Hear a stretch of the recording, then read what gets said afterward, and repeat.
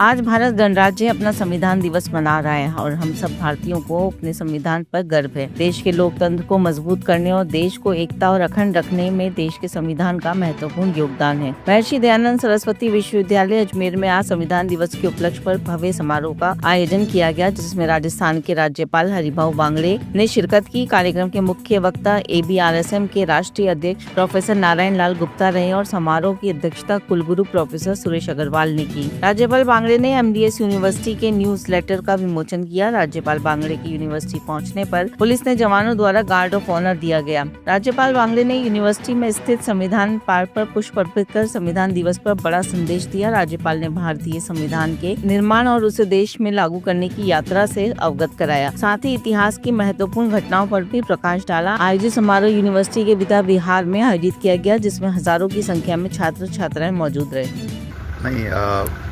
ये बहुत अच्छा एक जागृति का कार्यक्रम यहाँ महर्षि दयानंद सरस्वती विश्वविद्यालय में हुआ है, जो युवा विद्यार्थियों और शिक्षकों के बीच में भारत के संवैधानिक मूल्यों का किस तरह से स्थापन हो, संविधान की यात्रा और उसको लेकर अपनी भूमिका, संवैधानिक मूल्यों के प्रकाश में अपनी भूमिका को पुनर्व्याख्यायित करना, इसको लेकर आज माननीय राज्यपाल महोदय ने और जो विषय रखा है, निश्चित रूप से उसके प्रकाश में भारत की युवा पीढ़ी अपने कर्मों को देखेगी, मुझे लगता है कि संविधान के कुछ ऐसे विषय हैं जो अनछुए पहलू हैं।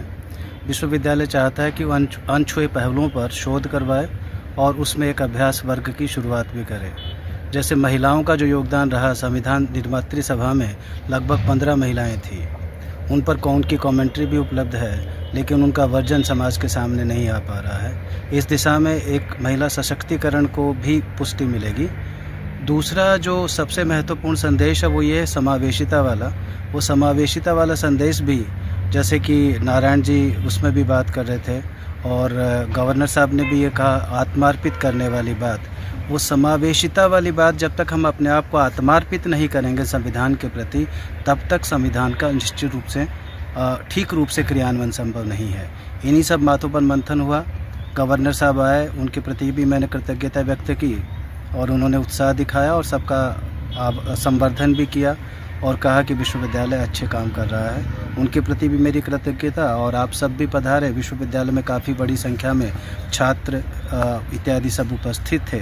इसके लिए आप मीडिया कर्मियों की तरफ से भी मैं उनके प्रति कृतज्ञता व्यक्त करता हूं। आप सबके प्रति भी कृतज्ञता व्यक्त करता हूं कि आपने इस कार्यक्रम को इतना सुचारू रूप से और सफल रूप से संचालित। सर, कम समय में इतना भव्य आयोजन करना विश्वविद्यालय के लिए, विश्वविद्यालय प्रशासन को क्या संदेश देना चाहिए? नहीं, सब मिलकर के करते हैं। जैसे कुल सचिव हैं, उनका भी सहयोग मिलता है। वित्त प्रबंधक है, उनका भी सहयोग मिलता है। संकाय में 8-9 ही लोग हैं, सब मिलकर के काम को बांट लेते हैं और इसी तरीके से काम आगे बढ़ता है।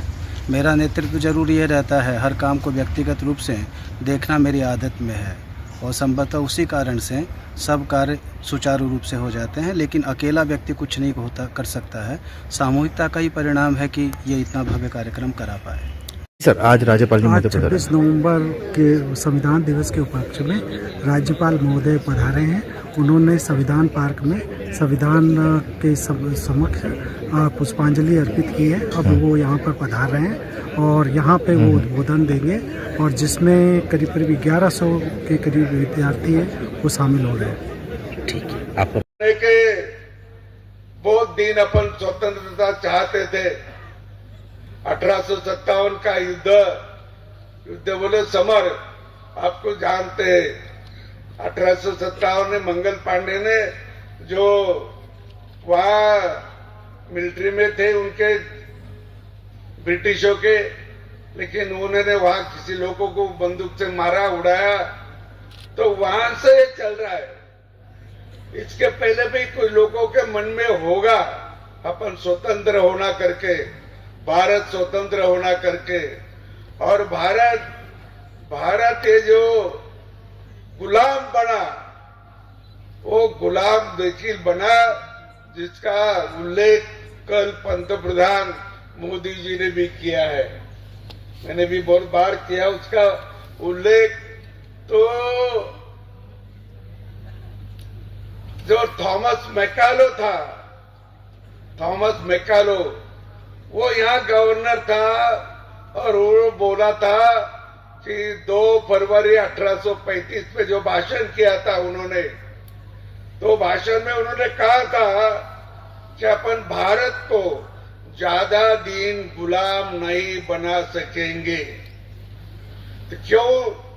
तो भारत के लोगों में नैतिकता बहुत है, प्रामाणिकपना है, ईमानदारी है, एक दूसरों को मदद करने की इच्छा शक्ति भी है। और वो मैं हिंदुस्तान में सभी और घुमा, मुझे कहीं चोर मिला नहीं, मुझे कहीं भीख मांगने वाला भी मिला नहीं। इतना समृद्ध देश था, तो फिर